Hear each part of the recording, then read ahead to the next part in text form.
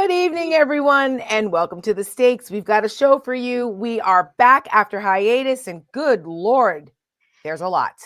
The Stake starts now.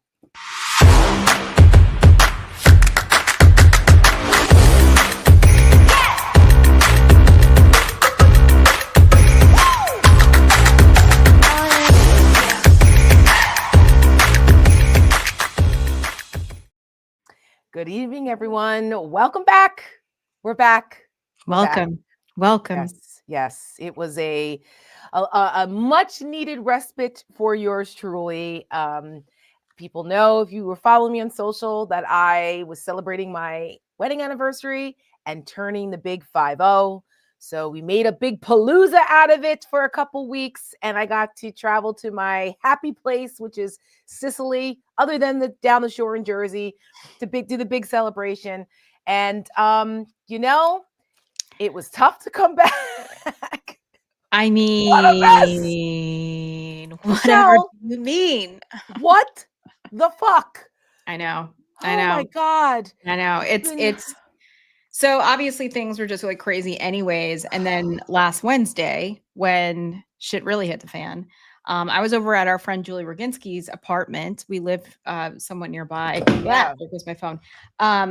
And Mallory actually texted the group chat, "Oh my God, Charlie Kirk was shot." And I was like, "I'm sorry." Right. First thing I did, ran into the bathroom, called Tara, but of course she was like on a mountain somewhere. I was in the mountains of Sicily.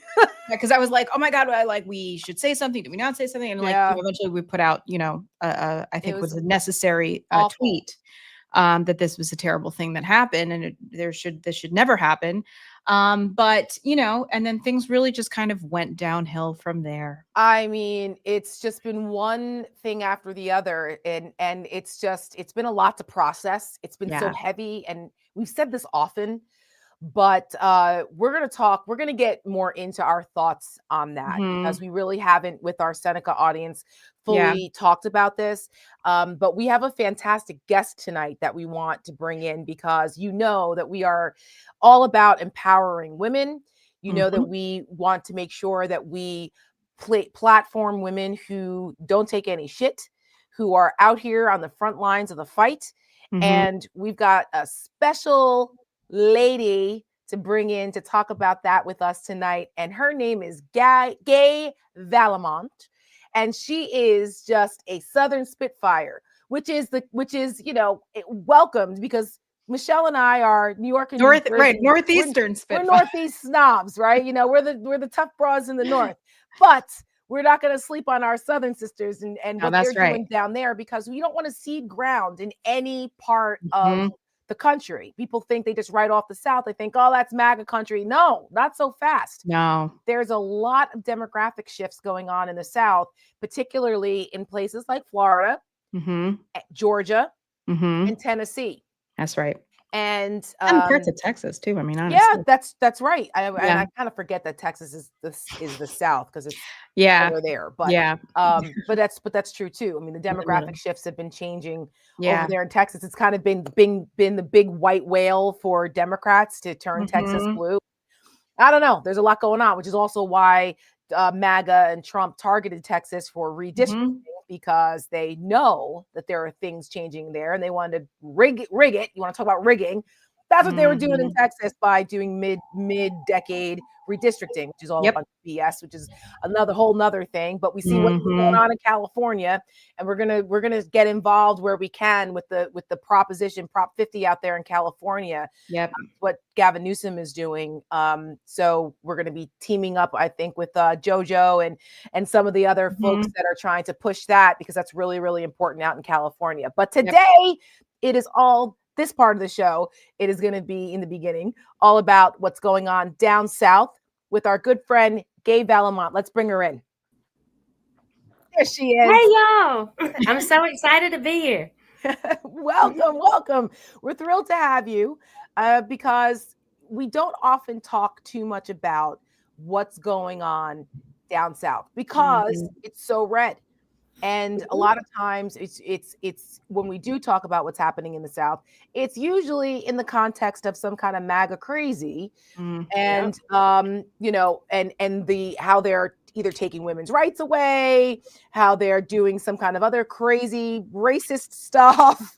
You know, it's all nuts going on, but there are areas of bright light. And when we became familiar with what you were doing, and we knew about your candidacy because of our good friend JoJo from Jurors, who actually did some fundraising and did some Florida stuff for you, we're like, oh. And then Mallory, our national press secretary extraordinaire, Mallory, who does live in the South, she lives in Alabama, God bless her, she said, you got to know what Gay and her organization is doing. We said, bring her on. So, Gay, tell us about why you decided to run in Matt Gaetz's old district for Congress, and then what you're doing with Engage Y'all, because that is the perfect name for you. Thank you, Tara. I'm so happy to be here. Y'all rock ass, so thank you. This is kind of a long story. Get your tissue out really quick. I'm an athletic trainer. I work in sports medicine. I became a gun violence prevention activist with Moms Demand Action. I was the state leader for Moms Demand Action in Florida. It was a huge organization. I learned a lot of skills there.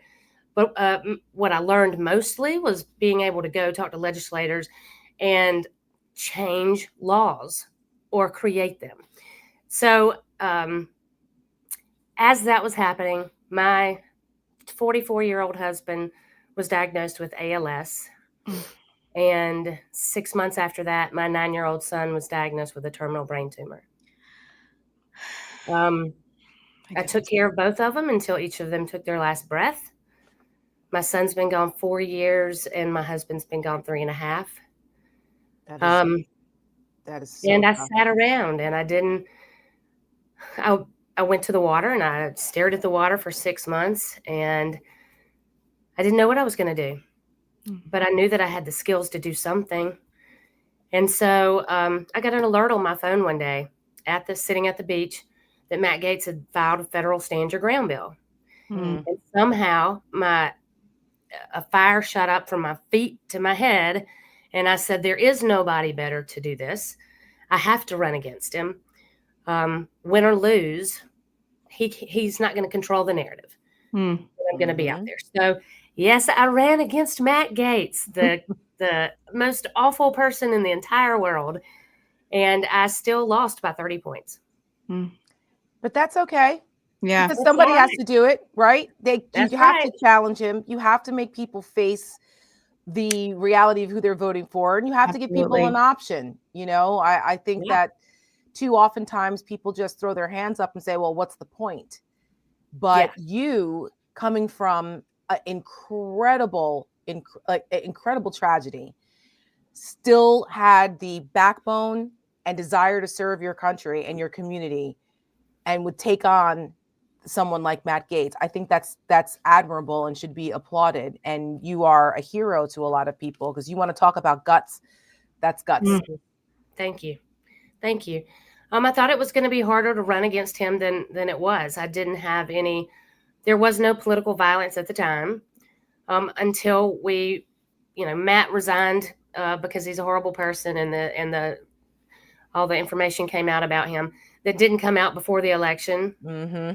So I went straight into the special election, and I wasn't sure after losing by 30 points and licking my wounds in Puerto Rico that I was ready to do it. But we came back and we qualified by petition. You know, in Florida, you can either pay the $10,440, right? I know that very specifically, or you can get 1,600 valid signatures. And so we came back, and people came out of the woodwork to get signatures in 10 days over Thanksgiving. And I figured if these people cared that much about me running, then I better do it. And the special election was a different animal. Yes. We raised $9.8 million. We were able to reach everybody. We turned Escambia County blue that has not been blue in 19 years. We made some huge strides. we got back 22 points of that. So I lost by 11 points. And man, it breaks my heart every day that the people that believed in me are no longer represented. Yeah. But you know what? That is an extraordinary turnaround. I don't think people fully appreciate what that means. Even though you lost, but that amount of turnaround from losing by 30 to only losing by 11 in a district like that, that is a huge, huge gain that should give hope to Democrats in Florida that it can be done. Because if it hadn't been a special, because you have to, a special election is such a short, it's a truncated amount of time. You're not really running a full election, and so to do that, to raise that kind of money and to get those numbers in that amount of time is really an extraordinary accomplishment and something you should be proud of, and something that should really inspire a lot of Democrats in Florida. Because I know, because my family lived in the Florida Keys for 20 years. I worked on Florida congressional races many, many moons ago when I was on the other side. So I'm familiar with Florida. And, Republicans really spent years and years building that infrastructure there and completely decimating the Democrats. And so they're coming from, behind the 8 ball there. But as my mom always says, give the devil enough rope, they will hang themselves. And I think that's what's starting to happen in places like Florida. Yeah. I hope so. I mean, we made huge strides. And, people still come to me and, are you going to run again? Are you going to run again? And right now I feel like I can't, because it's a hard road, right? Like it is difficult to give up your life. And we ran for 22 months. So it wasn't like a short. From the first one to the next one. From the first one to the next one, it was just straight through. And it's not easy, but I still have lots in me to give. So, which leads us to the formation of your super PAC. Yes. Engage y'all. Engage y'all. It is engage y'all. And it goes back to what I learned through the campaign. So when we started to run, we are over here on the Panhandle. Most people in Florida don't even know that we're part of Florida. Yeah. South Alabama. Right. So there was no party help. There was nobody was coming to save us. So we had to figure it out. I got one of my great friends from Moms Demand Action to run my campaign. And we made a lot of mistakes, but we figured it out as we went. And we finally got good people. And after the election, I told him, I said, I just want to help people that are candidates that are in the same place as us, because we have more Democrats in the South than any other region of the country. And we continue to lose elections. A lot of that is gerrymandering, but a lot of it is we're not engaging Democrats. There are lots of Southern Democrats here. Yeah. What we did, and the reason we were able to turn Escambia County blue, is because we hired people in this district to walk and knock on doors. We had people tell us that their door had never been knocked on and nobody has ever asked for their vote. And they came out to vote because people just need to be engaged. Yep. That's right. Michelle? Yeah. So we are helping candidates do just that. In Tennessee, we are in Tennessee now with the Tennessee special election, helping there. I think their problem right now is that nobody knows there's a special election, which was our problem too. Right. Hard enough to get people to the polls on a regular election, but on a special election, people are like, it's Tuesday. I'm not doing that. Right. And I want to ask you, just to go back a little bit about, nobody was coming to save us. Nobody's helping me. We got nothing from the party. And I think that that's one of the big things that really is discouraging for a lot of people who want to run. And then you've got the DCCC and the DNC who might not want to engage or doesn't want to give money to one of their people. Right. And that's not right. I'm from a very rural part of Northern New York. It's where I grew up. I live in the city now, but, I had a friend who ran against Elise Stefanik 2 times. And in a similar situation, had to fight tooth and nail to get people to pay attention, to give money, to take it seriously. And, she was able to move the needle a little bit. But I would love to know your advice for someone, who maybe lives in another district like Florida First or New York 21 or any of these places, where to start. Where does someone start? I want to run for office. I want to make change, but I don't know anybody. Where do I go? Even if you don't know what office you want to run for, go to our website, engageyall.com, fill out the candidate form. We'll help you decide, what are you interested in? Are you interested in roads and bridges, or are you interested in solving healthcare? What is it that you want to do? We also want to help established campaigns. Established campaigns, they have a little bit of seed money, but they can't afford yard signs. What we want to do is, from the very beginning, teach people how to run for office and expect nothing from the party. Because I think that's a big misnomer when you run for office, that I'm going to run as a Democrat. The Democrats are going to come in and give me a whole bunch of money. And they're going to love me because I'm a great candidate. No.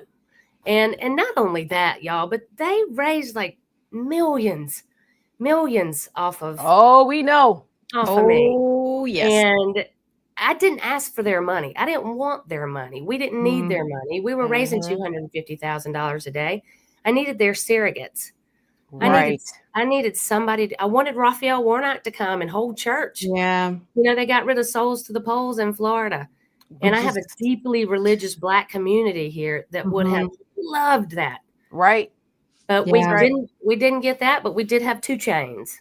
So there's that. That's a different demographic. Not the same crowd. Not the same crowd, but we still got some votes out. Right. Engagement nonetheless. Which probably, may have gotten more people out to vote that wouldn't have than Souls to the Polls, because the Black church is going to vote. Those are probably the most reliable demographic of voters you can count on, so the young folks that listen to 2 Chainz and stuff, that they may not have been engaged before, now they were. So there's a lot of people told us that it was awesome for the community. Yeah. And that's thinking outside the box too, because sometimes you have to find ways to meet people where they are. Yeah. And that's something that we at the Seneca Project have been emphasizing for a long time, that Democrats just are oftentimes talking past people, or they're stuck in their old ways of doing things when they're not adjusting to the game that we're in now, which is, we're seeing happen every single day. Or only talking to each other. Yes. And each other. Exactly. And while that choir does need to be preached to every now and then, like, if we're not going out and trying to find more people, because Democrats did not show up to vote last year, and it cost us dearly. Yep. And so because I know that, we all agree here, the Democrats, that's the party that's trying to do the good, but they're also the ones that are kind of not doing anything and, or certainly not doing enough. And I would love to know your thoughts, just right off the top of your head. What are the Democrats doing wrong? What can they do better? And how can we help them? Well, we know the Democrats' hands are tied that are in Congress right now. We understand that. Everybody's so pissed off at the Democrats for not doing anything. Okay, so they're not doing a whole bunch, but we didn't elect him. That's not our problem. Right. And so I'm not entirely sure why everybody is looking at us to fix it. We didn't elect enough Democrats. There is not enough power in Congress. And if we don't do the work, that won't happen in 26 either. So what I think they're not doing right is talking about the issues that really matter. Like, nobody can afford shit right now. Everybody's broke. Everything is going sideways, and it's the shock and awe of everything that's going on. Just fix one thing. Concentrate on the one thing. Right. Keep pounding on the Epstein thing. Keep pounding it until we get answers. I think that the Democrats are going to have to start talking to the other side. And by the other side, I mean the elected Republicans who are cowering every day and doing nothing. We our elected Republicans have the power to rein in this president. He is trying to stifle media. It is unimaginable. We are trying and doing unimaginable place in our politics.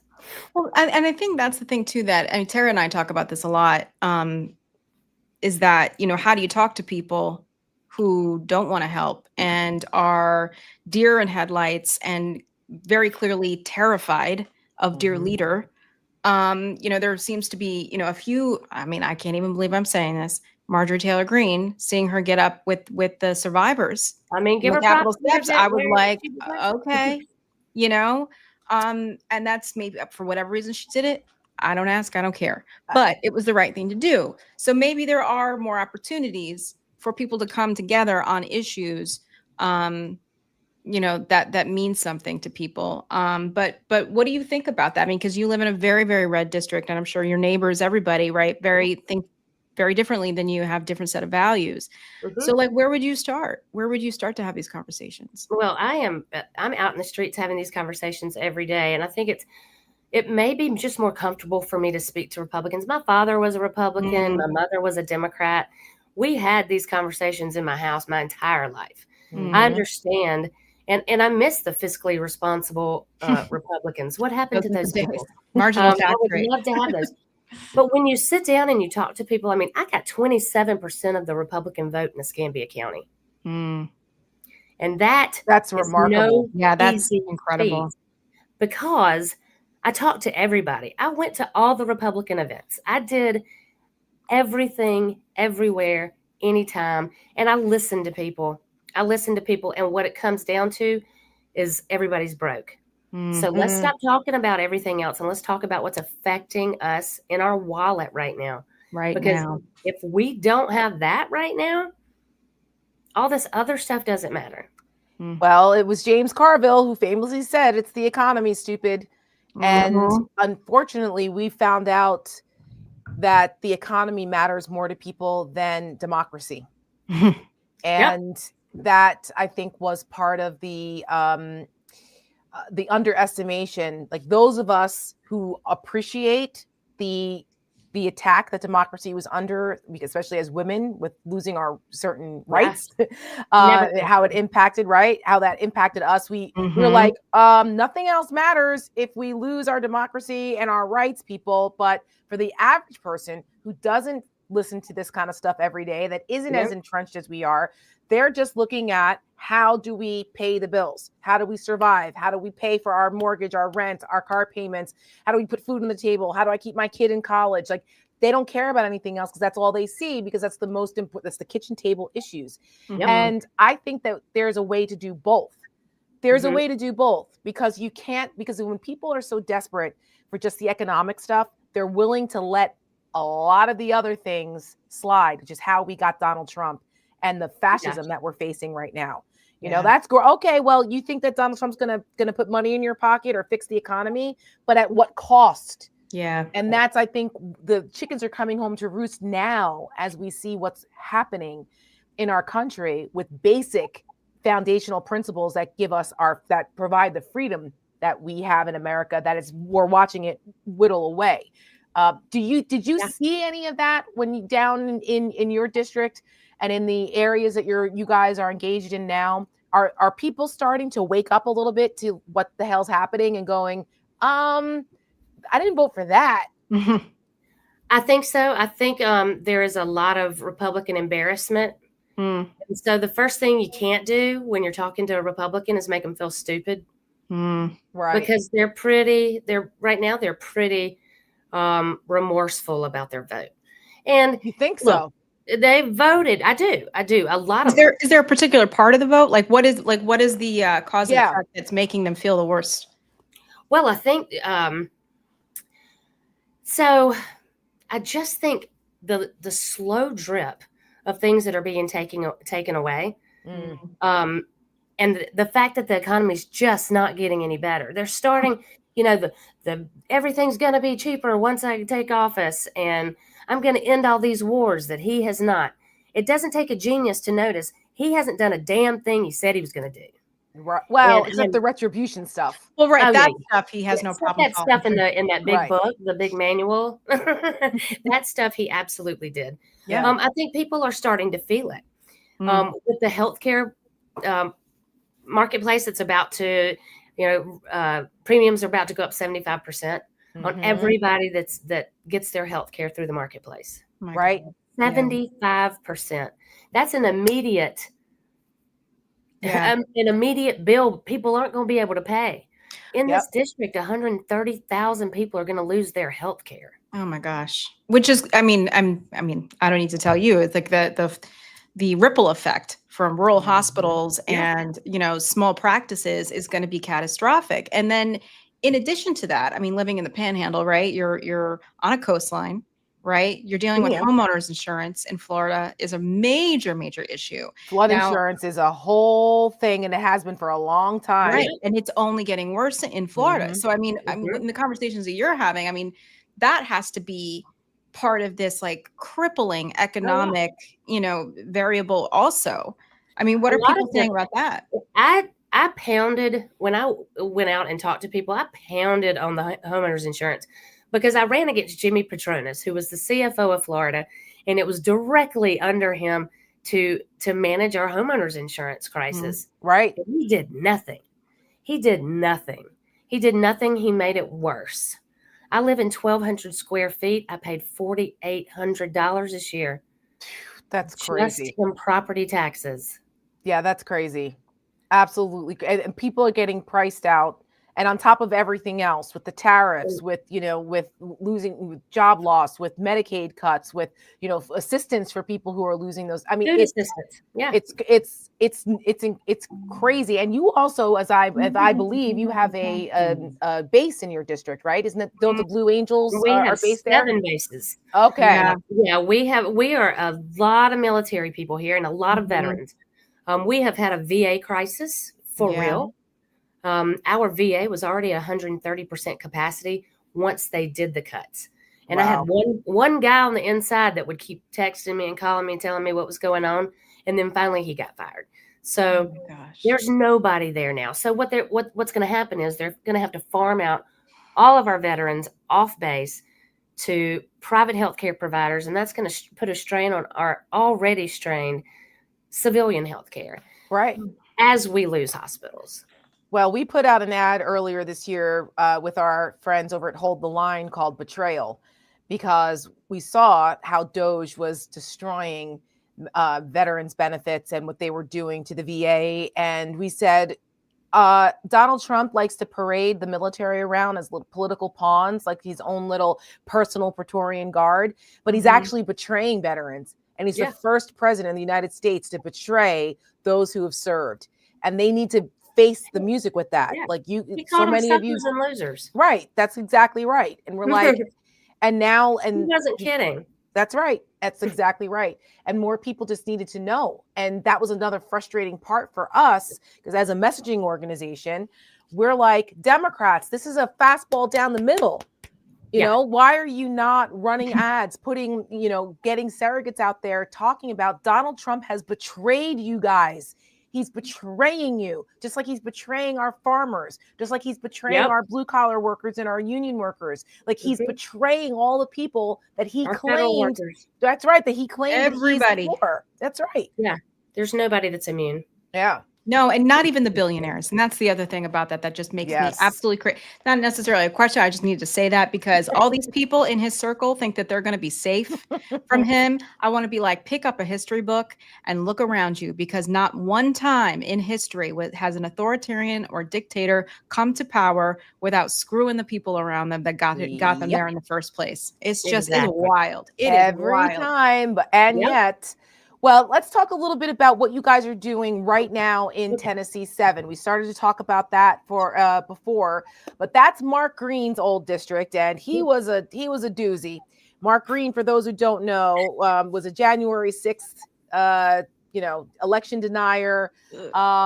He ran into some trouble, some ethics problems. He decided he wasn't going to run for re-election. He got caught in an affair. His wife divorced him. Then he was going to go work in the private sector. It was a whole mess. And they made him stay in Congress because the numbers were so close. They were like, no, you can't go anywhere. So he stayed a little longer.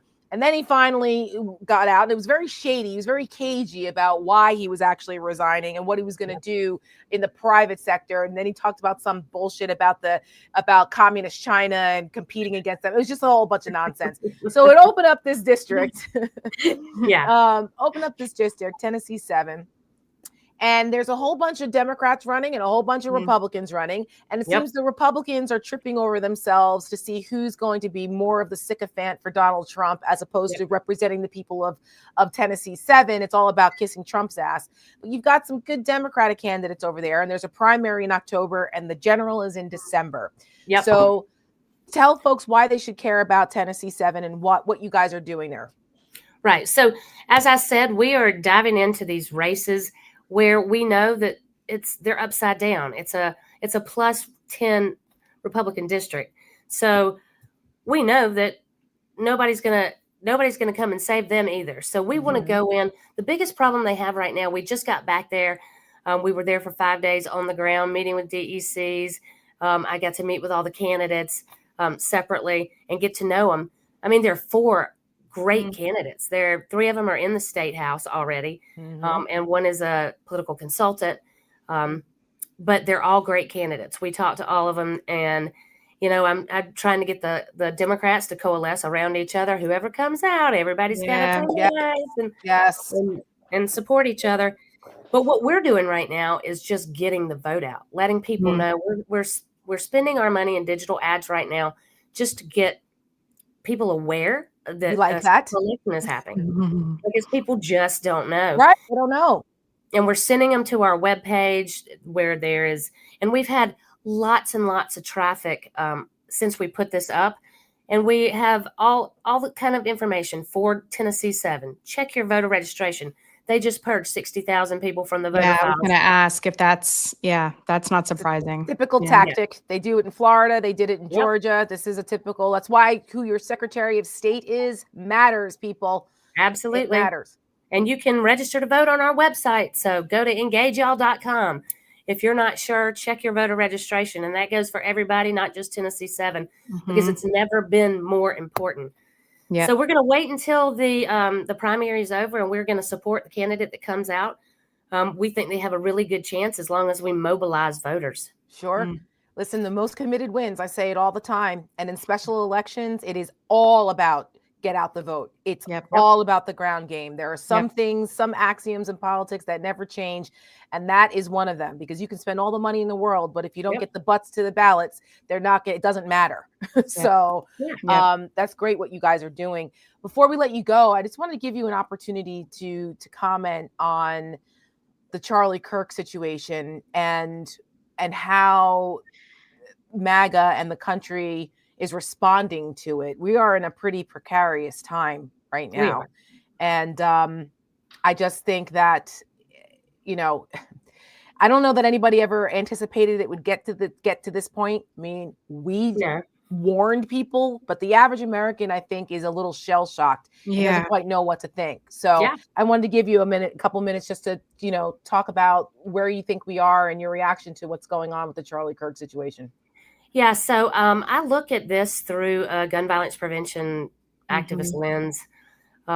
We see people get shot in public all the time, over and over again. At you know, I remember the 2 people on camera. I believe it was in Tennessee years ago that were shot. I remember that. I mean, people get shot all the time in this country. We lose 122 people a day. I get it. It's awful. It's awful, but nobody has said anything about, hey, maybe we should do something about the guns. It was the most grotesque thing anybody's ever seen, and everybody has seen it because we couldn't get away from it. And everybody said, oh, it's because he's a martyr. It's because we have too many guns. It's because we have too many loose guns on the street. That's the first thing. The second thing, I think the administration is using this opportunity to shut down media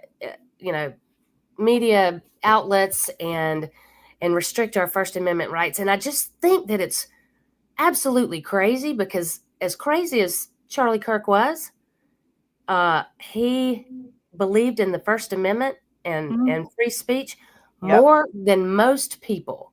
He believed that hate speech was just fine. Well, he did plenty of it, obviously.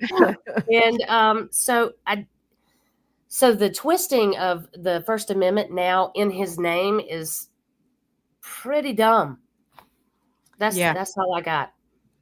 I'll be curious to see how more Republicans, as they see what Trump is doing, respond to that. Because as the former Republican here, the whole free speech and going after, liberals for cancel culture, and you can't say this and can't say that. And that was a big part of the Republican agenda for years. Oh, yeah. That was one of the big culture war issues. And now that they're weaponizing it and turning it around, it's so hypocritical that I'm starting to see some of my old conservative friends who have gone MAGA, who are no longer friends of mine, but they at least are there's some intellectual honesty here in the conservative intelligentsia part that's sounding the alarm, going, wait a minute, this is not what Charlie Kirk would have wanted. This is not what we believed. And you know what? When they come into power again, saying the good guys, our side, they're going to come for us. And it's like, maybe, but you don't want to open that door. Like, what are we doing here? If I'm breaking in a building and I'm going to destroy something, it's going to be the Supreme Court. Right. Just telling you now, just letting you know. Right. So, it's like, what are you guys doing here? This is not a good look. Not a good look, because of what happens when the shoe's on the other foot. So, well, we're going to, for the rest of the show, we're going to talk some more about all of that, the Kimmel stuff, what's going on with Kirk. Seneca has a new video out that, God bless Michelle, spent hours of being immersed in Charlie Kirk world. Hours. Wow. Put it together, but people need to know the truth. And we're unlike other places. We're not afraid to tell the truth, and they're not going to silence us. It's going to, they can try, but we put targets on our backs every day. All of us, all three of us, anyone who's in the political space that's willing to take on what Trump and MAGA is doing, we all put ourselves at risk. I was going to ask y'all, because you do TV spots, and I'm sure Donald Trump knows who you are. Are you afraid? No, you can't. I'm not afraid, because you can't live in fear. Right. Right. You can't live in fear. Are we, I won't speak for Michelle, but I know for me that I'm from Jersey, and my mom taught me to never live in fear. Can you be, am I conscientious of the risks? Do I get concerned? Absolutely. Am I fearful? I'm more fearful for the macro issues that are going on, like what this means in overall for everyone. But personally, no, I'm not afraid. But it's but I do fear what happens to our country if more Americans don't stand up and say, not no, but hell no, we are not going to do this. Yeah. Yep. I agree. And I'll be one of those people right here in the South. Everybody go to engageyall.com. Get in touch with us. Thank y'all so much for having me on. Thank you for coming. Oh my pleasure. You are welcome back anytime. We hope that we can find some collaboration to work with you guys. I look forward to that. The more the merrier, because we've got to do this all ourselves from the ground up. Like you said, nobody's coming to save us but us. And from the dirt up, let's do it. That's right. The collective we. That's right. That's right. Thank y'all. Thank you, Gay. God bless you, and thank you. You're an inspiration. Thank you. Take care. I feel invigorated. I'm telling you, it's we always, bust chops about the South because, like I said, we're Northern snobs. But listen, the Southern ladies are just as feisty. Oh yeah, if not more. If not more, I tell you what. One of my best friends lives in Nashville, and great city, by the way. Great city. He just moved back there. I didn't know until I went.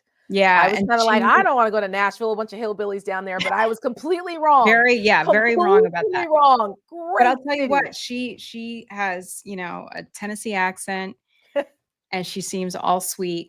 But let me tell you, I'm afraid of her. I'm genuinely afraid of her. And she's one of the only people in my life who can really like set me straight very quickly. And I'm like, okay. But she's one tough woman. So props. Yeah, no, we love it. And shout out to Nashville. Great food scene, great music scene, great whiskey and bourbon. So I enjoyed myself the 2 times I've been. All the stuff. All of it. There's a great, I mean, even the blues and all, because I'm not into country music, just not.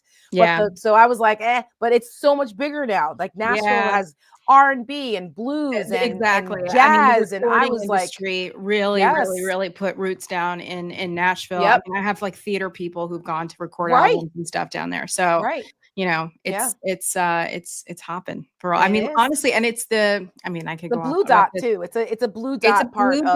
It's a blue dot, and there's so many people moving to Nashville, Tennessee all the time. That their infrastructure actually can't really keep up with it, and their traffic is getting crazy. And so, great place to live. That's like, and our Andrew, their company has branched out from the West Coast to Tennessee, the Nashville area. Total sense. That's where the housing, the roads, nothing can keep up with it. To help build with the construction needs there. And there's low taxes. I mean, it's a good business environment. The politics suck, but it's a good business environment. So anyway, well, okay, here we go. Do you want to start with Kimmel? I will. Do we want to start with Kash Patel? There's so many things to talk about. There really are. So much. Do you want to start with Kirk? I think we should start with Charlie Kirk, because everything else cascades into that. That's true. That's kind of the catalyst. It's the gasoline on the already smoldering fire. That Julie and I we did a live the other day on our May Day thing, and we're talking about how it's like somebody put their foot on the gas, and that's what this feels like. The acceleration in the last 8 days has really been, whiplash in so many ways. And so, I mean, I don't need to tell anybody. If you didn't know, this happened. Charlie Kirk was assassinated last Wednesday. And God, it feels like a month ago already. And since then, the MAGA wing of the conservative movement, the ultra uber MAGA wing, will never let a good crisis go to waste. No. And so they really have been using this not only to grift dollars, because they have a lot of people made a lot of money off the death of Charlie Kirk in the last week. Let's be real. But in addition to that, the federal government has used this tragedy, the death of their friend, as an opportunity to stifle the First Amendment rights of the people of this country. And they have absolutely no hesitancy whatsoever, because this was all planned. This was all baked in. And the fact that they have this little window of opportunity here to really fill the vacuum with of the tragedy, of the left not wanting to engage, of us being blamed for something that has nothing to do with us. And to really, they're out here talking about turning the temperature down, but that's the opposite of what they're doing.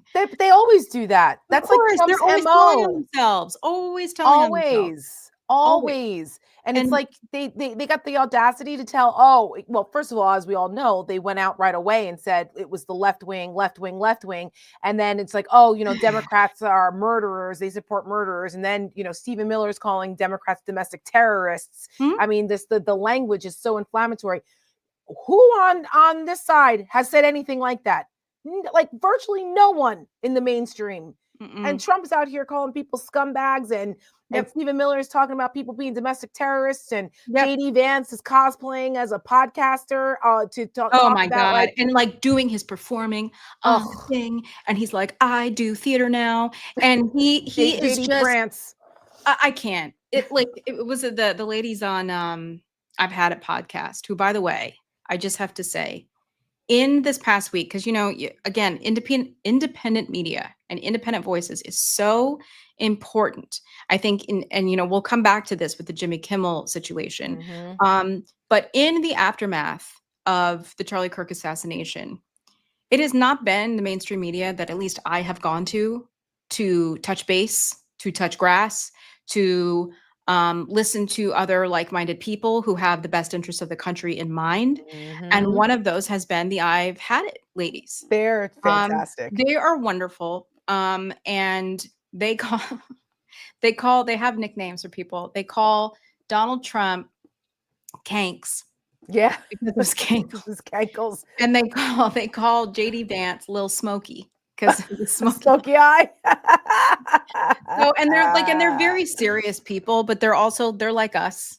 You know what I mean? They're just regular folks, and having really serious conversation. We want to talk about Southern women, who I would never mess with. But just so shout out to them, and all of their amazing content. We love them.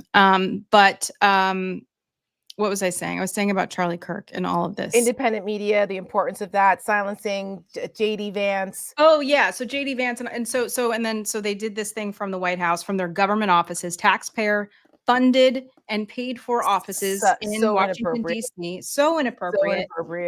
But labeling domestic terrorists as Antifa, which I don't even know what isn't a thing, which I think that they're using to their advantage also. Again, never waste an opportunity. And they'll just put anybody under the umbrella of Antifa, which is, that part is terrifying. I know Gay asked us, like, does any of this stuff scare you? The uncertainty of that kind of stuff does frighten me. But as Franklin Delano Roosevelt said, there is nothing to fear but fear itself. So, you have to try to remain as free in here as you possibly can. Yes. But anyways, but the bigger thing here, and so we had made this video, right? Because in the last week, the mainstream media has gone out of their way to try and reinvent Charlie Kirk, who he was, what he said, what he stood for, and the man that he was. Now, I think we can all agree here that it's an awful thing that happened to him. Tragic, horrific.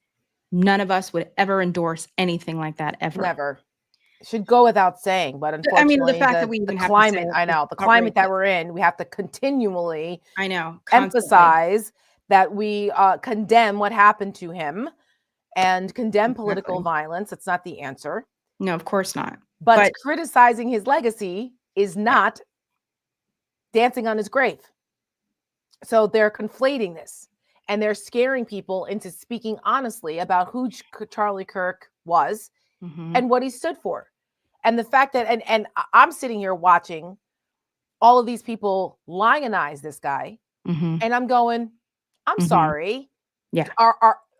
Have you heard what this guy says? Yeah. That's why I was so glad, by the way, for many reasons that you're back, because as this was happening, I was like, I'm sorry. Am I losing my mind here? Am I being insensitive? Because on this show, on our other shows, we have we talk about that guy all the time because he's awful. He has said some of the most extreme things. He has said incredibly racist things. He said incredibly misogynistic things.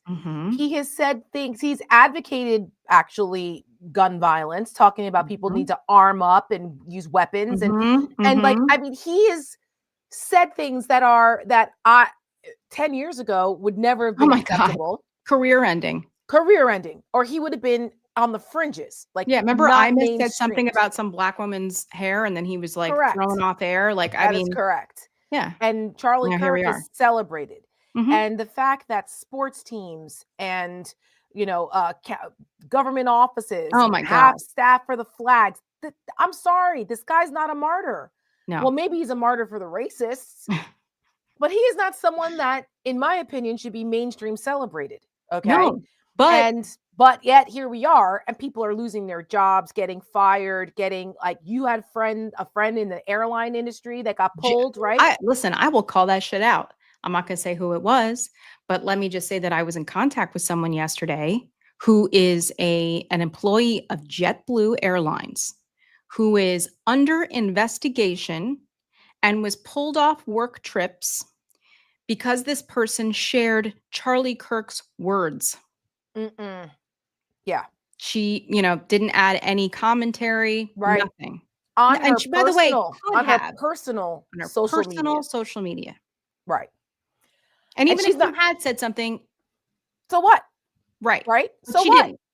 But I mean, but the fact that now, listen, it's the prerogative of private companies. They can do what they want here in situations like this because the First Amendment only applies to the government. But the government's doing it too. That's the Jimmy Kimmel situation. We'll get to that in a minute. But like there are teachers, professors, all these people that are getting in trouble or fired, losing their jobs because they dared to speak ill of Charlie Kirk. Especially the people who have been on the receiving end of his hate speech. Like Black women, women, gay people, trans people. Yep. I mean, the list goes on. Unless you are a white Christian straight man who lives a life that Charlie Kirk and his followers saw appropriate. Right? Because that's the other layer of that. He had a worldview that everyone needs to live this certain way. And if you don't, then you're an abomination. Yep. It's very Christian dominionist, very Christian nationalist. Very Gilead. Taken the turn, very Gilead. Michelle has been talking about Charlie Kirk's wife looking like Serena Waterford. It's giving Serena Waterford vibes. Vibes. Former Miss Arizona, USA. Like, listen, she's a communicator. She knows what she's doing. Yes, and I mean, there's a reason why they were married and procreated. So, this is a whole much bigger movement than the average American really fully understands. Yep. And we just took over as CEO of TPUSA. She did? They voted for her. Yep, they voted for her to be the new CEO. Of course. Yep. Of course they would, because and Mallory's just flagging this after going on the podcast with Charlie and saying that women should not work when they have kids. And this is the Phyllis Schlafly, hypocrisy, right? Yes. It's like women should be in the home, but not me while I'm going out getting my law degree and touring the country telling you not to work. Yeah. But this is the whole thing. And that was today. That's today. Oh, I mean, of course. Of course. TPUSA, that is a 501c3. Which is outrageous how Turning Point USA could be a nonprofit that gets tax exempt status. Here's the thing also. They have branches of this thing. Okay. Oh, yeah. And because Charlie Kirk has modeled Turning Point after this Christian dominionist theory called the 7 Mountains Mandate. I didn't know about this. Yes, there's a book coming out in a couple weeks about this, and how the 7 mountains are basically this Christian dominionist kind of Christian nationalist worldview where you want to reform and infiltrate these mountains of society, media, government. Sports, sounds very Project 2025. It is. I mean, that a lot of the people involved in Project 2025 come from this worldview. So it's all there. So they have a Turning Point faith division. They've got the Turning Point action, which is the elections. They've got the Turning Point women's thing now. They're doing gender identity where they're grooming the trad wives here to get their MRS degrees. I mean, all of this is part of this bigger thing. And you have millions and millions of people who are involved in this thing. Charlie Kirk built an incredible movement. Yeah. Say what you want about that. I mean, not for good, in my opinion. You want to talk about his legacy in a positive way? I mean, I guess is that he was able to take his belief system and turn it into this internationally recognized movement. Very lucrative movement. Very lucrative. You can't be a dummy and do that stuff. That's right. But listen, none of this would have been as successful without the help of Donald Trump. That is correct. Without the help of Donald Trump, without the help of a lot of the mega pastors and that network there, and using those ways, those networks to push this stuff. That's right. And frankly, the fact that there is no equivalent on the Democratic side. Oh, there's no equivalent. Nothing close. We don't even have a CPAC, for God's sake. Right. That's right. And that's a problem because he is brainwashed a lot of Gen Zers and the younger generation here into believing that he's just about free speech. He's just about college. He's a college debater. Well, no, he wasn't. No, okay? Not in good faith. That's not debate. Faith. It's just not. It's just not. So do we want to run the video? Yes. So just to give people some context here, you know, we were seeing over and over and over again people trying, like we were saying, trying to reinvent the reality that surrounded Charlie Kirk. Yes. And me having been the creative person at LP, my last job, and because of, you know, being chief creative officer here at the Seneca Project, I'm always culling clips of different personalities and people on the right. For when I need to make a video, I can just have that stuff ready to go. So I had a whole folder of Charlie Kirk stuff. Mm-hmm. And so I started I was watching them all in succession. I'm like, Jesus Christ. I was like, we got to put something together. I was like, we're not going to add any commentary. We're not going to add any text. We're not going to do anything except let these words speak for themselves. So I spent a day and a half digging further in. And mind you, the things that I was able to clip were still tip of the iceberg. This guy's been talking for a decade. Yep. The first version, when I loaded them all into Premiere, was 58 minutes long. That's how long this was. And I got it down to about 6.5 minutes. But listen, it's hard to hear, but it's one of those things that we all need to be reminded. Yes. The Jamie Lee Curtises of the world who are going on podcasts and crying about how this man was a man of faith and Jesus and whatever. I'm sorry. No, and maybe it's because you and I, Tara, live in this world and we wade in the sewage and we see this stuff. And so the average person doesn't know. Okay. Right. I'm giving that the benefit of the doubt. Right. That's right. Because there's a lot of people that they just see him casually or they catch a clip because of the algorithm and they think, oh, well, yeah.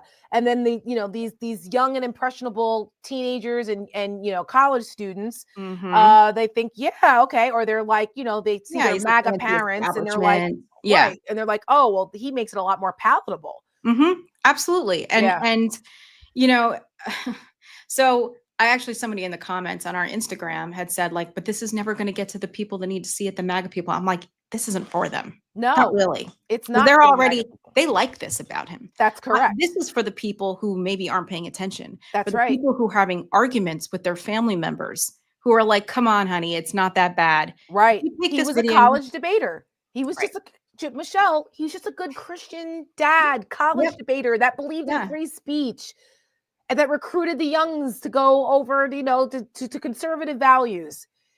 Well, if this is mainstream conservatism, then people understand why I left the party and want no parts of it. That's right. That's right. And this is why the Republican Party, when we can say umbrella as a catch-all, is far right, extremist, white nationalist. And I'm sorry, anybody at this point who is excusing and participating in this party and its apparatus is embracing and emboldening this.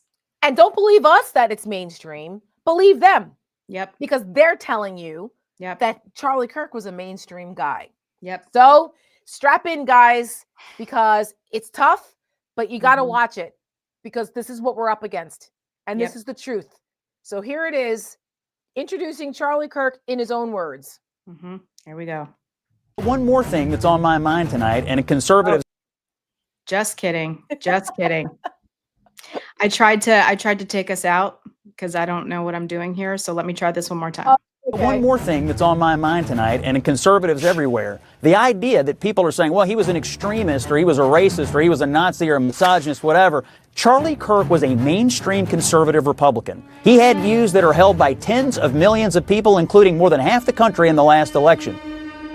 If I see a black pilot, I'm going to be like, boy, I hope he's qualified. It begs the question, when you see a black pilot, you wonder, you say, I hope they are qualified. And in the spirit of affirmative action, we have Ramon and Cadillac are your two pilots. They've never flown before, but they are black. If I'm dealing with somebody in customer service who's a moronic black woman? Is she there because of her excellence, or is she there because of affirmative action? I'm only here because of affirmative action. Yeah, we know. You do not have the brain processing power to otherwise be taken really seriously. The war on white people continues. You had to go steal a white person's slot to go be taken somewhat seriously. We are raising a generation of weak people like Simone Biles. LeBron James is a self-interested, narcissistic, and we know he's not very smart. You're representing your nation. You're selfish sociopath. Not very bright, not wise, not somebody of good character. She is a shame to the country. Blacks in America did not have the same rights they had today. Data shows they were actually better in the 1940s. Let's get loud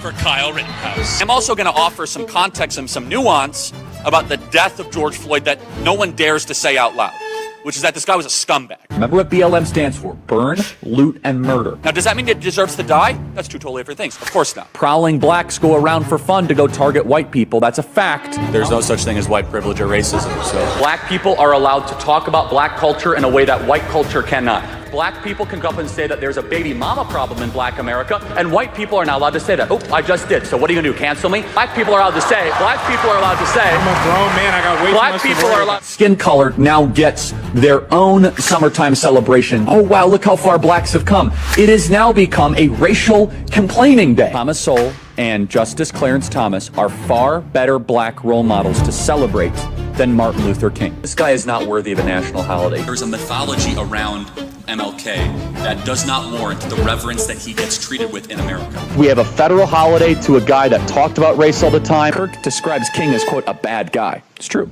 We celebrate the Civil Rights Act more than the American founding. The country made a mistake when it passed the Civil Rights Act. Also true. The Democrats are not lifting a finger to remember the well over 100 people that have died in Texas Hill Country.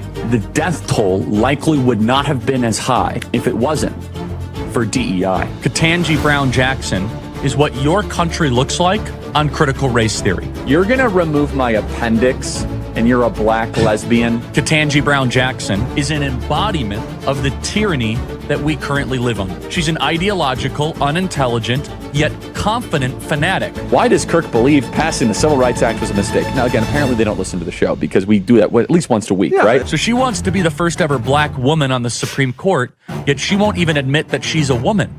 The transgender movement is an introductory phase. These doctors need to be put in prison to get you to strip yourself of your humanity. A Nuremberg-style trial to mesh with machines. Interestingly, I think there is an argument to bring back the MRS degree. Reject feminism. Young women need to get married at a younger age and start having kids. I'm studying sociology. No, you're not. We know why you're here. Submit to your husband, Taylor. You're not in charge. You will find a husband if you have the intent to find a husband. You got to change your name.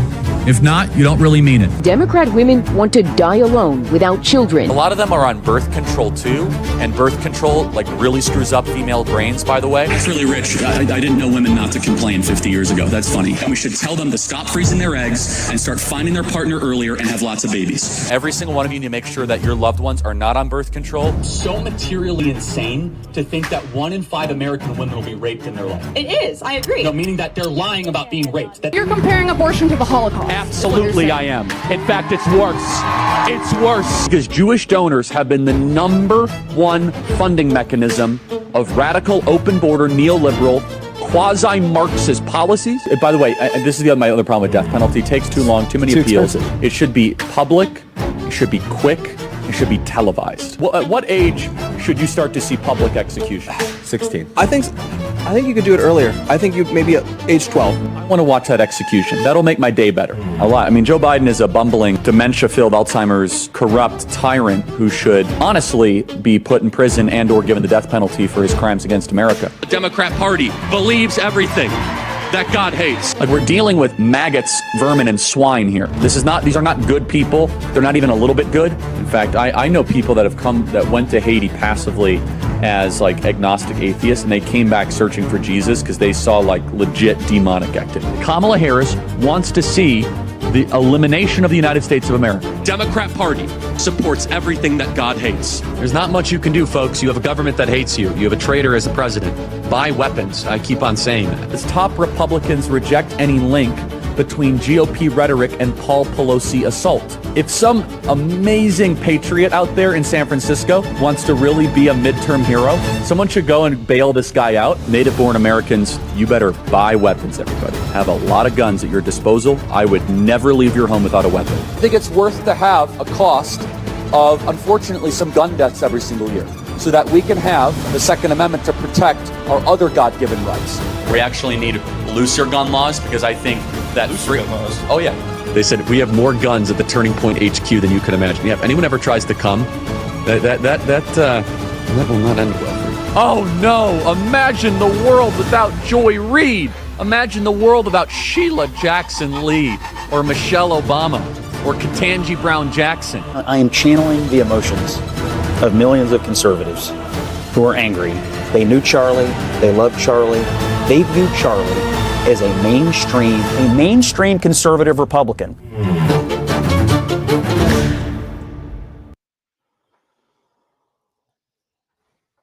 In his own words, poor Michelle had to go and like decompress and touch grass after this. Sorry, I muted myself. I really did. And you know, listen, I'm not saying everybody's got to do what I do, right? But you know, I see a lot of people in the comments like, we know enough already. We don't want to see. Here's the thing, guys.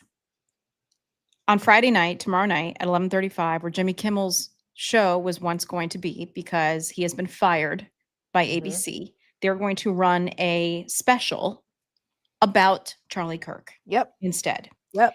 There will be memorials and video and podcasts. It will not stop. Nope. His funeral, his memorial service is on Sunday at a 60,000 person stadium. Yep. If we do not continue to say out loud who this person was and show the person that he was in his own words, they will control the narrative. That's correct. We have to continue telling the truth. We have no other choice. Mm-hmm.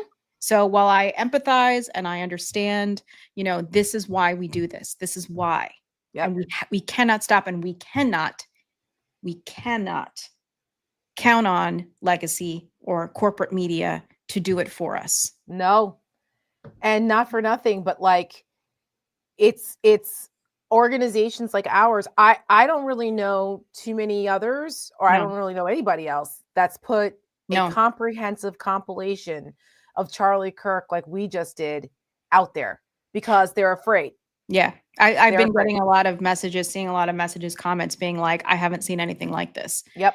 And maybe it's people are afraid. I don't know. But I don't know. Or maybe they don't see the utility in it or what. But like, there are a lot of people who are afraid. And we can't be.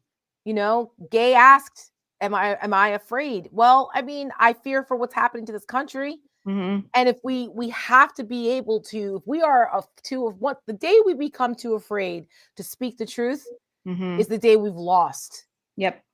And as much as Trump and MAGA is trying to squelch all dissent, that is their game plan. And we have to say no. Yeah. Sorry, I'm not laughing at what Mallory wrote in the comment. I'm laughing. Oh, yeah. No, I mean, I'm just saying, like, you know, that's why we did it. Yeah. And, you know, we all had to kind of prepare. And Michelle, in all honesty, was like, I'm a little concerned what they're going to try to do to us. Some of them have come from Mallory, for our wonderful press secretary and social media director down in Alabama. They've tried to come for her and strip her of her, you know, Miss America title that she won 12 years ago because she had the audacity to criticize Charlie Kirk. It's insane. I mean, this is, you know, it's insane. And we just can't, they want to intimidate us into compliance. They want us, they're trying to bully us into doing this, and we can't do it. And frankly, there are so many people that had no idea that Charlie Kirk said the things that he said in that video that we put together. And that's only 6 minutes of 10 years worth of that shit. Yeah. And like, listen, I had totally missed. I didn't know that these existed. I found them after the fact. podcast segments, tweets, them harassing George Floyd's daughter. Yeah, that's just... Wouldn't leave her alone. I remember when that was happening, I didn't realize that it was coming from them. Yeah. You know what I mean? I remember in 2020 when that was happening. And I wanted to say something else about that, just as an aside, talking about hypocrites. In the summer of 2020, anyone who watches Sir Michael Singleton on CNN as Mr. Republican, Sir Michael Singleton quit the party in 2020 very publicly in an op-ed in the Washington Post because of what happened to George Floyd and the Republicans' response to it as a Black man in America. So I just want everyone to remember that anytime you see Sir Michael Singleton on CNN defending any of this bullshit.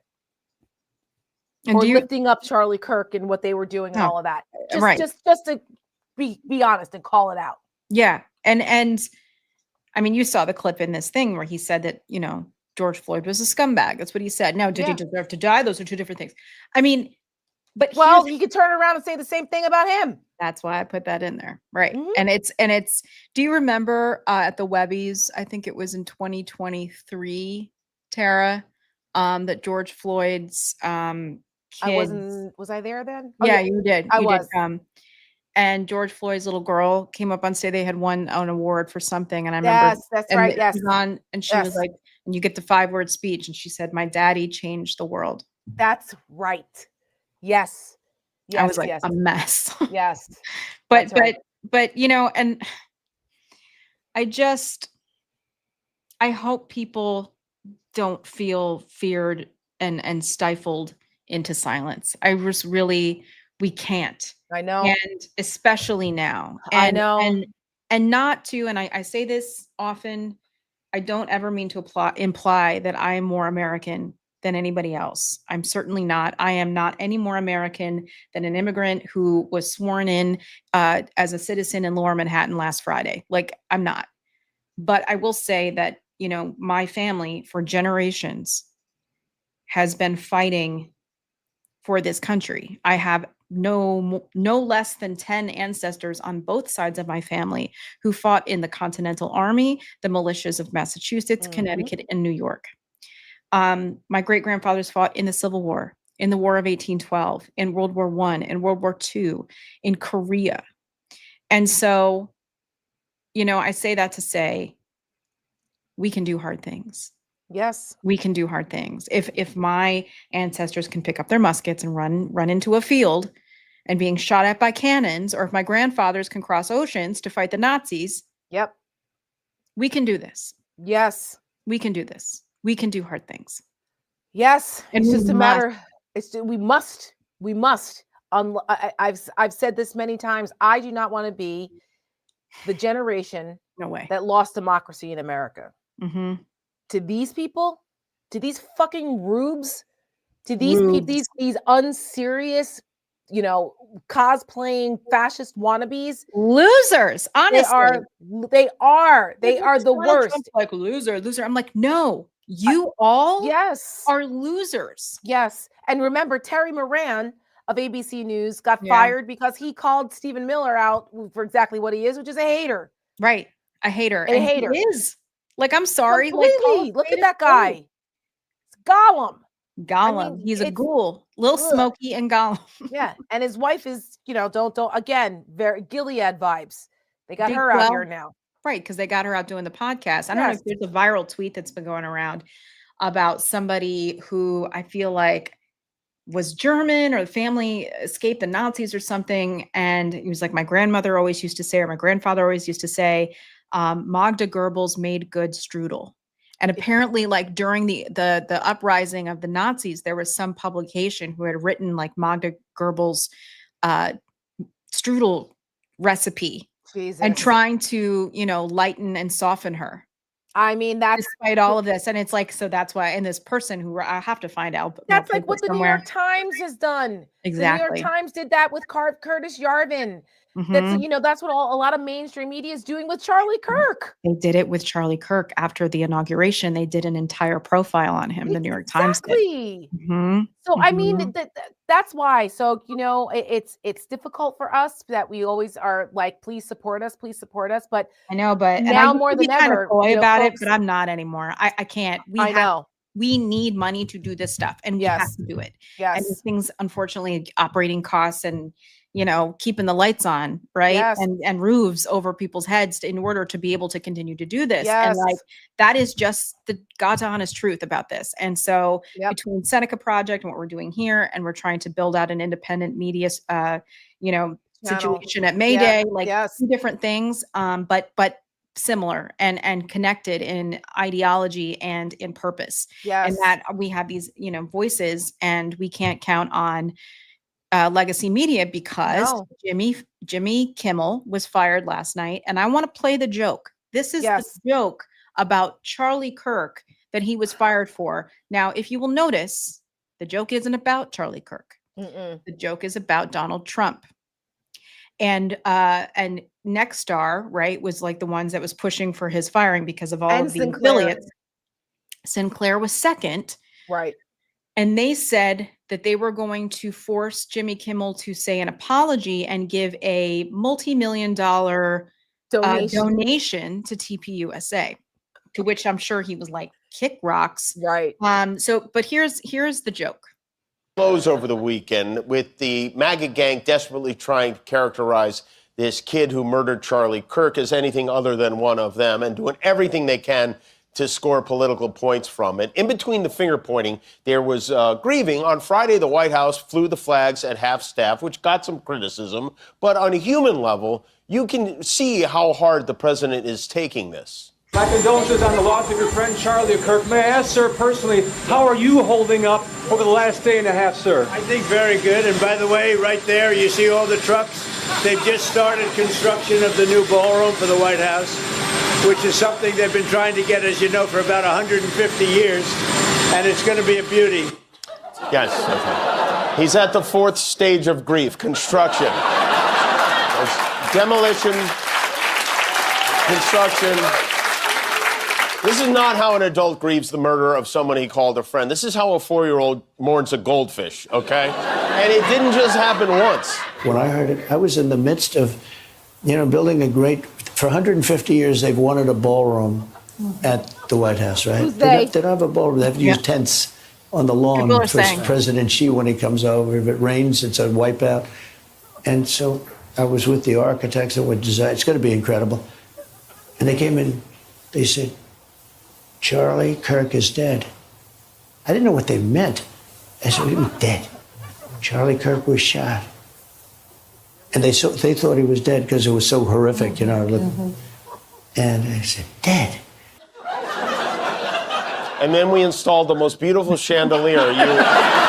Sconces you wouldn't believe. There's something wrong with them. There really is. I mean, who thinks like that? And why are we building a $200 million ballroom in the White House? Is it possible that he's doing it intentionally so we could be bad about that instead of the Epstein list? By the time he's out of office?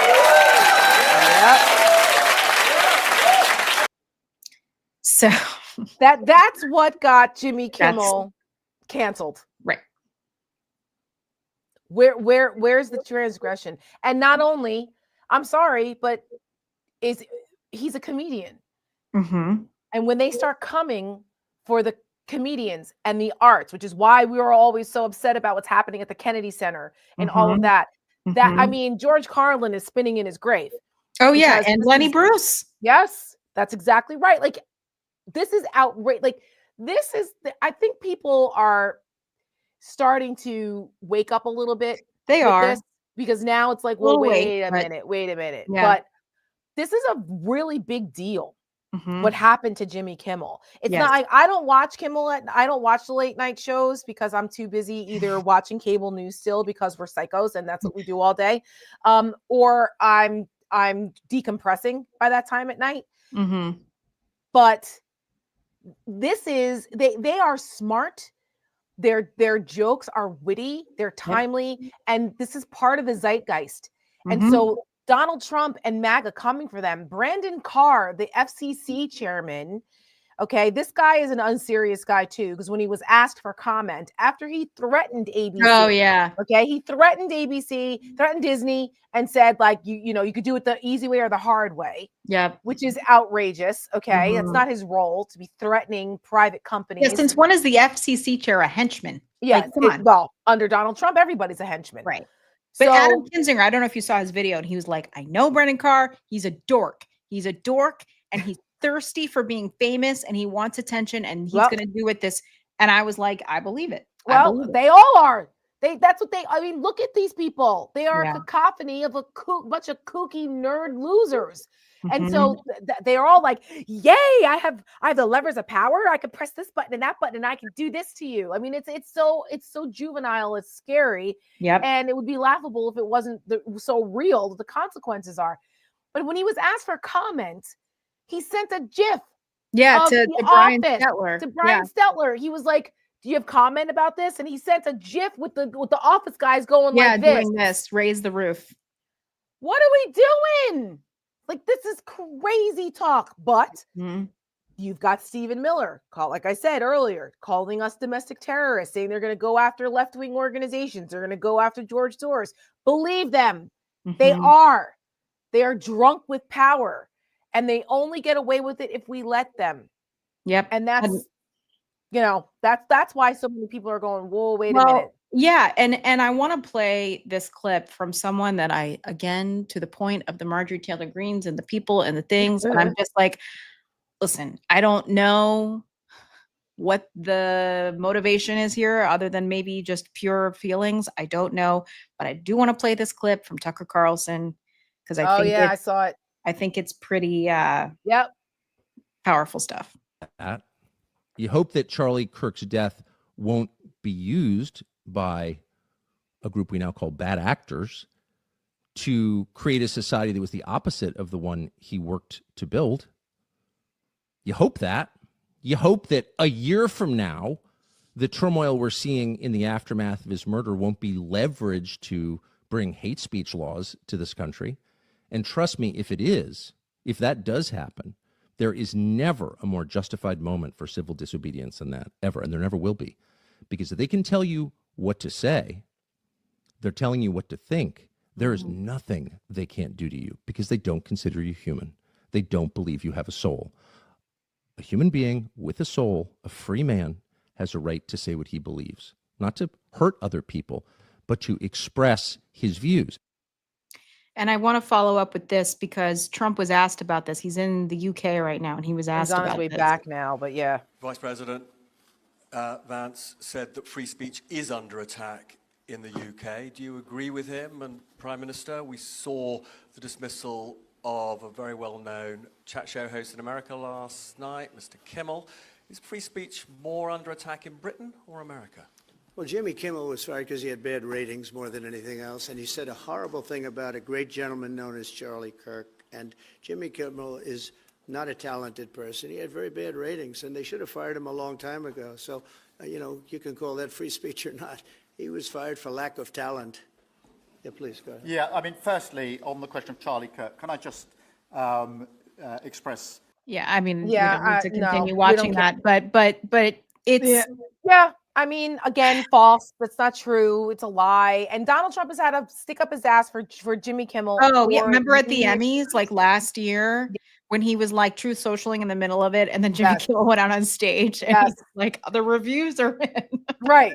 No, I mean, because Jimmy Kimmel is just like Colbert. They've been nailing Trump for years because they have his number. And Trump can't stand to be mocked. None of them can, which is why we do it. Authoritarians, the one thing that they cannot handle is being laughed at. That's right. None of them can. And it's one of the first things that is crossed off the list in authoritarian regimes and their uprising, because comedy specifically reaches people beyond just like the brilliance of satire and what satire is able to achieve.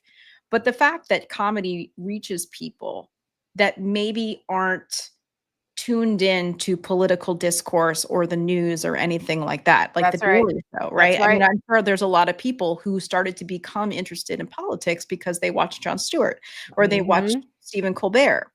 And because it is able to reach people Little text payment like that. It's true. It's true. I mean, and there's people like this, they just can't. Oh my God. You have to warn me. You have to warn me. Okay. I can't. You gotta warn me. I cannot.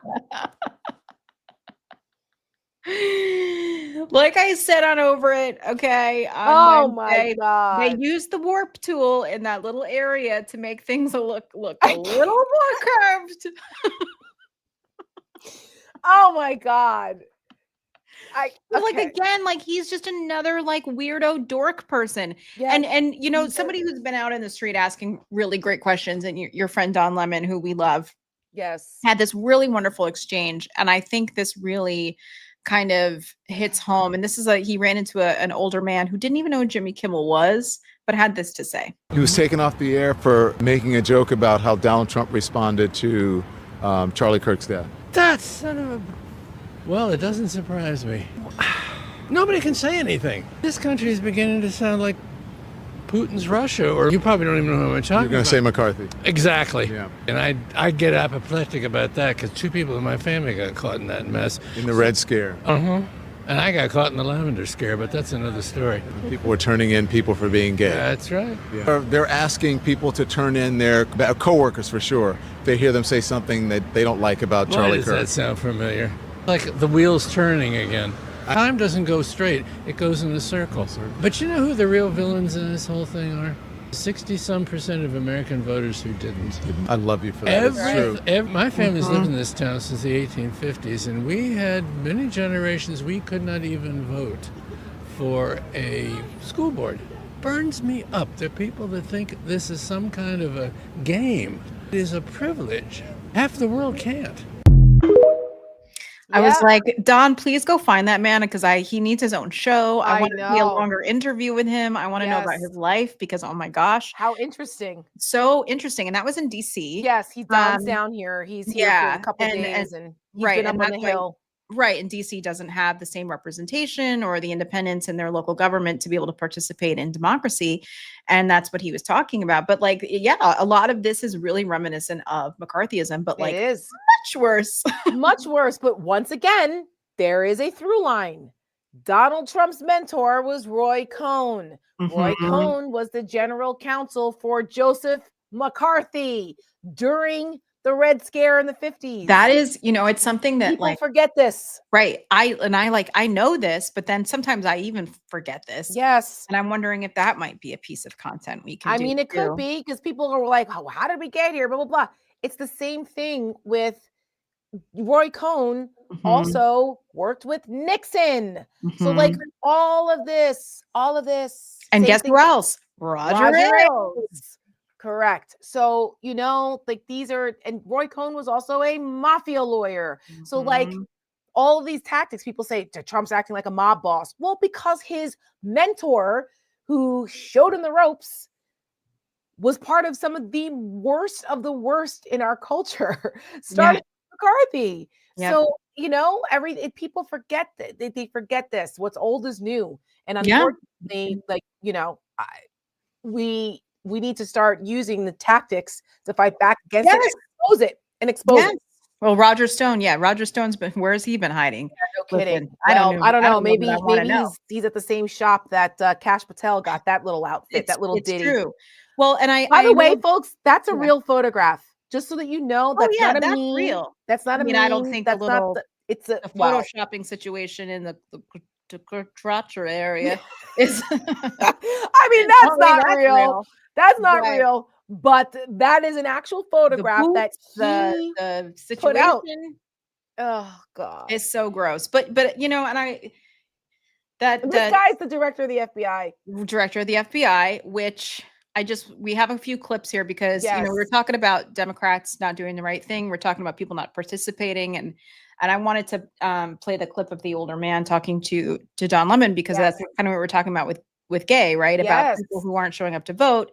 And he says the real villains here are the 60% of people who didn't show up to vote. That's correct. That is correct. Shout out to Don, my friend. Yes, doing great work. But Don, if you aren't. another independent voice. And, he did say, because he got into it with Piers Morgan. There's a whole thing. Go look on his Instagram. But he got said into it with Nice also, by the way, and put her in her place. I love Don for this. Don unleashed it. I love it. Just like Jim Acosta. Unleashed. And he said, I'm the happiest I've ever been in my life. I am the freest. I have a beautiful family, except for having a tragic death in my family, which was his sister. Yes. He said, everything else in my life is wonderful. And he's like, and so try to make this happen for you, Piers. It's not happening because it's not even real. Right. So, he doesn't hold back. But I do want to play, because the members of the House Judiciary it's Judiciary, right? Yes. House. Yes. He was in the Senate first and then at the House Judiciary yesterday. Yeah. So I've got a couple clips here of Swalwell's exchange. I'm just going to play them back to back. He was wearing a Jimmy Kimmel hat. From California. Yes, today. Director, the first time you saw Donald Trump's name was in the Epstein files. Did you close the files or keep reading? I have reviewed not the entirety of the files, so you haven't reviewed all of the Epstein files? Personally, no. You're the director of the FBI. This is the largest sex trafficking case the FBI has ever been a part of. Buck stops at the top, and your testimony today is you have not reviewed all of the files. What I've been doing is been busy providing the safest country this country has seen in modern U.S. history in historic speed, because the men and women of the FBI are given the resources to reduce the homicide rate, to reduce the drug trafficking rate, to reduce the amount of children that are being trafficked and the number of pedophiles. It sounds like those children being trafficked would appreciate the director reviewing the files. Your oath to tell the truth. Did you ever tell Donald Trump his name is in the files? I have never spoken to President Trump about the Epstein files.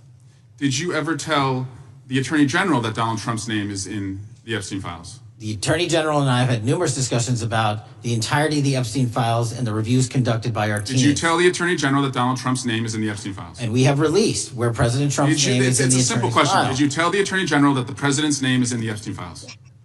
During many conversations that the Attorney General and I have had on the matter of Epstein, we have reviewed. The question is simple. Did you tell the Attorney General that Donald Trump's name is in the Epstein files? Yes or no? Why don't you try spelling it out? Yes or no, Director? Use the alphabet. Yes or no? No, A, B, C, Director, D, E, F. It sounds like you don't want to tell us. Did you tell the Attorney General that Donald Trump's name was in the Epstein files? Why don't you try serving your constituency by focusing on reducing violent crime in this country and the number of pedophiles that are legally harbored in your sanctuary cities in California? I'll work with you on that. Regular order, Mr. Chairman. I belong to the gentleman from California. Did you tell the Attorney General that Donald Trump's name is in the Epstein files? The question has been asked and answered. You've not answered it, and we will take your evasiveness as a consciousness of guilt. So... Oh my God. So there's one more, and I'm just do them all the same. Yeah. Congressman Goldman from New York, okay, who's like a career prosecutor. Yes. Serious guy. Yes. This was his exchange. Do you know how court orders work? Do you know how protective orders work? Actually, Mr. Patel, I was a real prosecutor for 10 years. I know exactly how. So I was a fake one? And I want to understand what the court order prevents you from releasing witness statements that the FBI took. You should know that as a real prosecutor, when the court hand downs a protective order and a motion to seal, the material is sealed unless that judge testimony here it. Is that all of those witness statements are under a court order, a protective order. We are providing everything we can legally provide. No, that's not my question. My question is, why are those witness statements that are not grand jury testimony, that if they were under a protective order are no longer under a protective order, why are they not being released? How are they not under a protective order? Why are you not going to the court like you did for the grand jury testimony to unseal those records? The DOJ did go to the court. No, not on those records. Why aren't you going? You just went on grand jury. Time of the gentleman has expired. You are hiding the Epstein files, Mr. Patel. Time of the gentleman has expired. You are part of the cover-up. Yes. This energy and this energy only. Yes, and Jasmine Crockett got in his ass too. I know. I wish. Yeah, Jasmine is not going to take any shit, and she was a prosecutor at one point as well, so she wasn't going to let him. She's like, I didn't ask you a question, I love Jasmine, and but the Democrats on the Senate side, though, other than Cory Booker, were pretty sleepy, and that was very frustrating. But the House Democrats, I give them credit. But speaking of a senator who actually did do her job during that hearing is Mazie Hirono, senator from Hawaii, and she is a spitfire, and I like her a lot. She's like unsuspecting. Yes, you don't. It's true. I that is a good description of her, because you don't expect this to come out of her mouth. So Kelly Loeffler, who ran unsuccessfully for Senate in Georgia, who is now the SBA administrator, I believe, MAGA in Trump's cabinet. She said, "This disgraceful comment is shocking, even by your own low standards, Mazie Hirono. Fair trade isn't the problem. You calculated violent rhetoric, blah, blah, blah, blah, blah." Like, she went on to say some stuff because Mazie Hirono was talking about tariffs and how they're coming for our throats or something like that. Right. Yeah. And so Mazie Hirono shot right back at her and said, "You're right. I should have been more direct. Small businesses are getting fucked by your disastrous tariffs." I was like, spoken like a true Jersey girl. If she had been something I would have said. Good for her. Seriously. There's no time for pleasantries. Now it's true. There's a lot of people getting fucked by what Donald Trump is doing. And Democrats should you know what? They should have billboards. You're getting effed by Donald Trump. Here's how. Yeah, and I think there must have been a memo that went out to the Senate Dems, because Chuck Schumer about an hour ago. He's awake. He's awake. He took a break from writing after his rice pudding. Yeah, he took a break from writing strongly worded letters. He said, "What Trump said is a effing outrage. It's against democracy. If Donald Trump has his way on this, our democracy is over." That's from Schumer. I believe it from Senator Hirono. I don't believe. Oh no, that's correct. Yes. Come on, Schumer. That is effing BS. I don't have any glasses. I don't have my glasses. Put them on the end of my nose. Okay, it's a little late, Chuck. A little late. Go back to the tapioca. Yeah, for real. Well, on that note, speaking of getting late. Yeah, but I do want to say that, there are things that we can do, right? Yes. And the power of the purse is all these corporations care about. Yep. And fascism cannot succeed without the help of corporate America. And they are certainly doing their part to end democracy as quickly as possible. Yep. So our friend Eliza Orleans, who's a career prosecutor and fellow Syracuse alum, posted this compilation of companies that you can unplug from and unsubscribe to boycott in response to ABC and their parent company's attack on free speech. It's a good thing Handmaid's Tale is over. I don't need Hulu anymore. I know, right? Well, Only Murders in the Building is literally the only thing keeping me afloat right now. And so this is killing me. Well, this is killing me because we're big Marvel people on this house. So this is killing me right here with this. It's upsetting. So Marvel and Star Wars. So come on. Well, just so that you know, before we came on, the headline was that Disney's looking for a way to bring Kimmel back. I don't know if you saw that. No, I didn't. But yes, so it was, they're looking for a way. He's just suspended, and they're looking for a way to bring him back, but to lower the temperature. I hope Jimmy Kimmel tells them to go fuck themselves and sues them and gets all of his money and goes independent. Yes. Because you can come back, but you have to lower the temperature. That's not how this works. Nope. No, what it is not. What are we doing? And also the Chiron was The View. Is in the crosshairs. The View is in the crosshairs. And let me tell you something. They did not talk about this today. On Hot Topics, The View started off with a taped rerun of yesterday's conversation about Kash Patel. And then they went into live Hot Topics. You're kidding me. No, I am not. And my husband asked me, what would you have done if you were on that show that day when this happened? What would you have done? Yeah. And I said, I probably would have boycotted the show. If they told me that we are not allowed to talk about this, I would have said that I'm not doing the show. Yep. Unless they use the excuse that it was legal reasons, right? Like, we can't talk about it for legal reasons. Right. Standards. All right. Well, what are you going to do with that? But if it was just kind of like a we're choosing not to do this today to lower the temperature because it's already been reported secretly, I guess, that there was a conversation had with Whoopi and the gals that they need to lower the temperature. No. This was months ago. No, right. Months I do ago. remember that. I Right. do remember that. So if that was the type of conversation and it wasn't like because we're in litigation or there's some kind of legal thing, right. We I can't comment on right. this. I would blah, have been blah, like, blah. either I will talk about it or I'm not doing the show. Right. Because I don't, but that's why they didn't hire me. Well, but you know what though? I mean, you never know what's going to happen in your life, but I think had you been there now, it would have, I mean, that's right. Everything you happens need for a somebody like reason. you, but at the same time, you don't need them because you're That's not right. going to be handcuffed to, Nope. That's why they didn't violence. hire. That's why they didn't choose me. That's why I was not chosen for The View. That's why you were they chose a Trump sycophant who didn't leave until after January 6th, which I'm sorry, the rest of it wasn't upsetting to you. No, Apparently it had to get that bad. No, it was the greatest honor of her life to work for him. That's what she said when she left in December of 2020.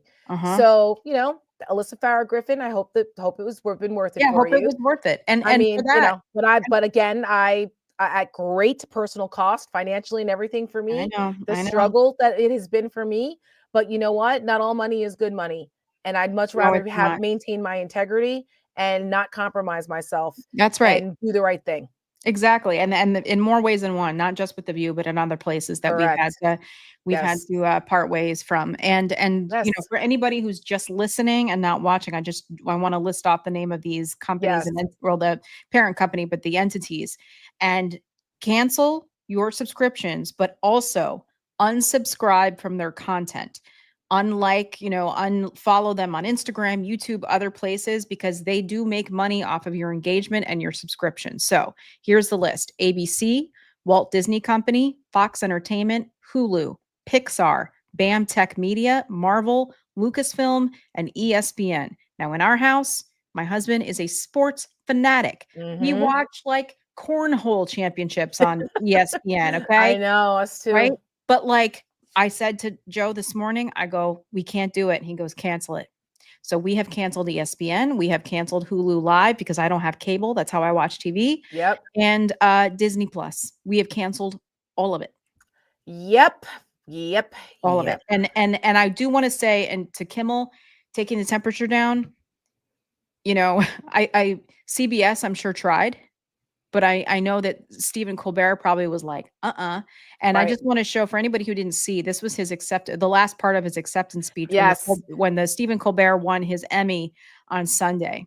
Yes. We'll take it out on this. Yeah. 2015, Spike Jones stopped by my office and said, hey, what do you want this show to be about? And I said, Spike, I don't know how you could do it, but I'd kind of like to do a late night show, a late night comedy show that was about love. And I don't know if I ever figured that out, but at a certain point, and you can guess what that point was, I realized that in some ways we were doing a late night comedy show about loss. And that's related to love, because sometimes you only truly know how much you love something when you get a sense that you might be losing it. And 10 years later, in September of 2025, my friends, I have never loved my country more desperately. God bless America. Stay strong, be brave, and if the elevator tries to bring you down, go crazy and punch a higher floor. And to that, I will say, yes. There's a couple shows to tune in tonight. If you can't watch one, watch the other, and on YouTube or whatever. Jon Stewart, who normally only hosts the Daily Show on Monday nights, is hosting tonight at 11:30. I forget. Look it up. Local listings. And Stephen Colbert has two guests on tonight that I know that were just added on. And I've been talking to my friends in comedy, who are comedy writers and comics. And listen, there is a shift in the conversation, and there is an urgency. Yes. So I urge anybody who can stay up, or if not, watch it tomorrow. These conversations, I think, are going to be really important to listen in and share with the people in your life. So yeah, let's see what happens when the truth tellers continue to tell the truth and dare them to come and take it. Out of my cold, dead hands is right. That's right. That's right.